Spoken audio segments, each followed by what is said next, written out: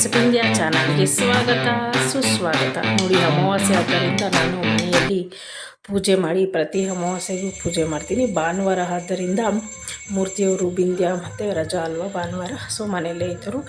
So ಪೂಜೆ ಎಲ್ಲ ಮಾಡಿ ನಾವು ಅಮಾವಾಸ್ಯೆ ಪೂಜೆ ಮಾಡಿ ಈ ಥರ ಹೊಸ್ಲಿಗೆ ನಿಂಬೆಹಣ್ಣು ಉಳಿಸಿ ನಾನು ಮನೆಗೆಲ್ಲ ನಿಂಬೆಹಣ್ಣು ಉಳಿಸ್ಬಿಟ್ಟು ಅರಿಶಿನ ಕುಂಕುಮ ಇಟ್ಟು ಅರಿಶಿನ ಫುಲ್ಲು ಒಂದು ನಿಂಬೆಹಣ್ಣಿಗೆ ಸವರಿ ಮಧ್ಯದಲ್ಲಿ ಕುಂಕುಮ ಇಡ್ತೀನಿ. ಮನೆಗೆಲ್ಲ ದೃಷ್ಟಿ ತೆಗೆದು, ಯಾಕಂದರೆ ಮನೆ ಕಲ್ಲೇಟಿಗಿಂತ ಕಣ್ಣಿನ ದೃಷ್ಟಿ ತುಂಬ ಕೆಟ್ಟದು ಅಂತಾರೆ. ಸೊ ಕಲ್ಲು ಬಿದ್ದರೂ ತಡ್ಕೊಬೋದು, ಆದರೆ ಕಣ್ಣು ದೃಷ್ಟಿ ಬಿದ್ದರೆ ತಡ್ಕೊಳಕ್ಕಾಗಲ್ಲ ಅಂತ ಹೇಳ್ತಾರೆ. ಅದು ನಾನು ಏನೋ ಹೇಳ್ತಾರೆ ಬಿಡು ಅಂದ್ಕೊಂಡಿದ್ದೆ, ಅದು ತುಂಬ ನಿಜ. ಅಂದರೆ ನಾನು ಹುಷಾರು ತಪ್ಪದೆ, ವಿಂಧ್ಯ ಹುಷಾರು ತಪ್ಪಿದ್ದು, ಆಮೇಲೆ ಮೂರ್ತಿಯವರು ಹುಷಾರು ತಪ್ಪಿದ್ರು. ಏನೋ ನಮಗೆ ಒಂಥರ ಅಸಮಾಧಾನ ಆಗ್ತಾಯಿತ್ತು. ನಾನು ಅಮಾವಾಸ್ಯೆಗೆ ಒಂದು ಸತಿ ಹೋಗಿದ್ದೆ ಈ ತಾಯಿ ದೇವಸ್ಥಾನಕ್ಕೆ, ಬಂಡಿ ಮಹಾಕಾಳಿ ದೇವಸ್ಥಾನ, ಕೆಂಪೇಗೌಡ ಲೇಔಟಲ್ಲಿರೋದು, ಕೆಂಪೇಗೌಡ ನಗರದಲ್ಲಿ. ಸೊ ಒಂದು ಸತಿ ಹಿಂಗೆ ಅಮಾವಾಸ್ಯೆಗೆ ಹೋದಾಗ ತಾಯಿ ಮೇಲೆ ನೀರು ಹಾಕ್ತಾರೆ, ತೀರ್ಥಾಭಿಷೇಕ. ಸೊ ಅಮ್ಮನಿಗೆ ಅಭಿಷೇಕ ಮಾಡೋ ನೀರು ಅಮ್ಮನ ಪಾದ ಮುಟ್ಟಿದ್ರೆ ಆ ನೀರು ನಮಗೆ ಬೀಳುತ್ತೆ. ಸೊ ನಾನು ಯಾವ ದೇವಸ್ಥಾನದಲ್ಲೂ ಈ ಥರ ನೋಡಿಲ್ಲ. ಅದು ನಾನು ಫಸ್ಟ್ ಟೈಮು. ಇದು 2ನೇ ಸತಿ ನಾನು ಅಮಾವಾಸ್ಯೆಗೆ ಹೋಗ್ಬಿಟ್ಟು ಪೂಜೆ ಮಾಡಿಸ್ಕೊಂಡು ಬರಬೇಕು. ಮತ್ತು ನಮಗೇನೋ ದೃಷ್ಟಿ ಅಥವಾ ಮನೆಯ ದೃಷ್ಟಿ ಆಗಿದೆ, ತಡೆ ಓಡಿಸ್ಬೇಕು ಅಂದ್ಬಿಟ್ಟು ಅಲ್ಲಿ ತಡೆ ಸಾಮಾನು ತೊಗೊಂಡ್ವಿ. 120 ರೂಪಾಯಿನೋ ಅಂದಾಜಾಗಿ. ಸೊ ತುಂಬ ಏನೂ ದೊಡ್ಡ ಅಮೌಂಟು ಅಲ್ಲ ಅನ್ನಿಸ್ತು ನನಗೆ.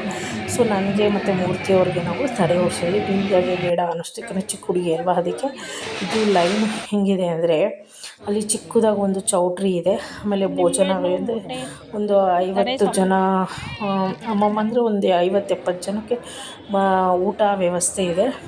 ಮತ್ತು ಮದುವೆ ಕೂಡ ಮಾಡೋವಂಥ ಒಂದು ಚೌಟ್ರಿ ಕೂಡ ಇದೆ. ಸೊ ತಡೆ ಸಾಮಾನು ತೊಗೊಳಕ್ಕೆ ಎಷ್ಟು ಲೈನ್ ಇದೆ ಗೊತ್ತಾ, ತಡೆ ಓಡಿಸೋಕ್ಕೆ ಜನ ಸಿಕ್ಕಾಪಟ್ಟೆ ಲೈನ್ ಇದೆ. ಸುತ್ಕೊಂಡು ಈ ಧರ್ಮಸ್ಥಳ ತಿರುಪತಿಲಿ ಹೋಗೋಂಗೆ ನನಗೆ ಅನುಭವ ಆಯಿತು. ಸೊ ಅಷ್ಟು ಕಂಬಿಗಳು ಹಾಕಿದ್ದಾರೆ, ಅಷ್ಟು ಬ್ಯಾರಿಕೇಡ್ ಹಾಕಿದ್ರೆ ಜನ ಅಷ್ಟೇ ಬರ್ತಾರೆ ಆ ದೇವಸ್ಥಾನಕ್ಕೆ. ಅಮಾವಾಸ್ಯೆ ಅಂದರೆ ಬಂಡಿ ಮಹಾಕಾಳಮ್ಮ ದೇವಸ್ಥಾನದಲ್ಲಿ ಫುಲ್ಲು ಜನ. ನಾವು ಹೋಗಿದ್ದು 5 ಗಂಟೆಗೆ, ಲೈನಲ್ಲಿ ನಿಂತ್ಕೊಂಡಿದ್ದು. ಸೊ ಬ್ಯಾರಿಕೇಡಿಂದ ಇನ್ನು ರೋಡು ಇನ್ನೂ ಹಿಂದೆ ಇದ್ವಿ, ದೇವಸ್ಥಾನದಿಂದ ಸ್ವಲ್ಪ ಹಿಂದೆ. ಸೊ ಅಲ್ಲಿಂದ ನಾವು ಲೈನಲ್ಲೇ ಬಂದಿದ್ದಕ್ಕೆ, ತಡೆ ಹೊಡೆಯೋದಕ್ಕೆ ತಡೆ ಓಡಿಸ್ಕೊಂಡು ದರ್ಶನ ಎಲ್ಲ ಮಾಡಿ ದೇವಾಲಯದ ಹೊರಕ್ಕೆ ಬಂದಿದ್ದು ನಾವು 8:15 ಆಯಿತು. ಈಚೆ ಬಂದಿದ್ದು ದರ್ಶನ ಎಲ್ಲ ಮಾಡಿಕೊಂಡು. ಆದರೆ ನಿಜ, ದೇವಸ್ಥಾನಕ್ಕೆ ಹೋದರೆ ಏನೋ ಒಂದು ಸಮಾಧಾನ, ಏನೋ ಒಂದು ಪಾಸಿಟಿವ್ ವೈಬ್ಸ್ ಅನ್ನೋದು ಒಂದಿರುತ್ತಲ್ಲ, ಅದು ನಮಗೆ ನಿಜ ನನಗೆ ಫೀಲ್ ಆಯಿತು, ಸಮಾಧಾನ ಆಯಿತು. ಎಷ್ಟು ದಿವಸದಿಂದ ಹೋಗಬೇಕು ಅಂದ್ಕೊಂಡಿದ್ದೆ. ಮೂರ್ತಿಯವ್ರನ್ನ ಕೇಳ್ತಾನೇ ಇದೆ.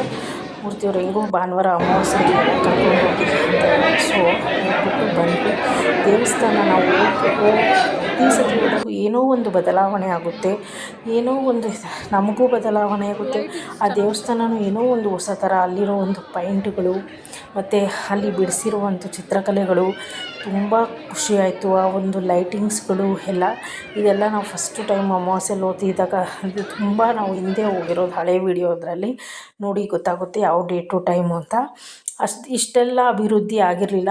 ಈಗಂತೂ ತುಂಬ ಅಭಿವೃದ್ಧಿ ಆಗಿದೆ. ದೇವಸ್ಥಾನ ಅಂತೂ ಎಷ್ಟು ಜನ ಇದ್ದಾರೆ ಅಂದರೂ ಅಷ್ಟು ಜನಕ್ಕೂ ಎಲೆಯಲ್ಲಿ ಒಂದು ಬಟ್ಲು ಥರ ಜೊಪ್ಪೆಯಲ್ಲಿ ಪ್ರಸಾದ ಕೂಡ ಕೊಡ್ತಾಯಿದ್ರು, ಪಲಾವು. ಸೊ ತಡೆ ಓಡ್ಸೋಕ್ಕಂತೂ ತುಂಬ ಜನ ಬರ್ತಾರಲ್ಲಿ. ಕುಂಬಳಕಾಯಿ ದೃಷ್ಟಿ ತೆಗೆಯೋದು, ಆಮೇಲೆ ಅರಿಶಿಣದ ಅನ್ನದಲ್ಲಿ ದೃಷ್ಟಿ ತೆಗೆಯೋದು, ಈ ಥರನೇ ಬಂದು ನಮಗಂತೂ ಈ ದೇವಸ್ಥಾನಕ್ಕೆ ಹೋಗಿ ಬಂದಮೇಲೆ ತುಂಬ ನೆಮ್ಮದಿ ಸಮಾಧಾನ ಆಯಿತು ಅಂತ ಹೇಳಿ. ಈ ದೇವಸ್ಥಾನದಲ್ಲಿ ಎಲ್ಲ ಮೂಲಭೂತ ಸೌಕರ್ಯ ಕೂಡ ಚೆನ್ನಾಗಿ ಮಾಡಿದ್ದಾರೆ. ಅದರ ಒಂದೇನೋ ತಾಯಿ ಮಗುಗೆ ಹಾಲು ಕುಡ್ಸೋಕ್ಕೆ ಪಾಪ ಒಬ್ಬರು ಹುಡುಕಾಡ್ತಾಯಿದ್ರು. ಅದು ನೋಡಿ ಸ್ವಲ್ಪ ಬೇಜಾರಾಯಿತು. ಇಷ್ಟೆಲ್ಲ ಅನುಕೂಲ ಮಾಡಿರೋರು ಅದೊಂದು ಸ್ವಲ್ಪ ಅನುಕೂಲ ಮಾಡಬೇಕು ಅನ್ನಿಸ್ತು ನನಗೆ.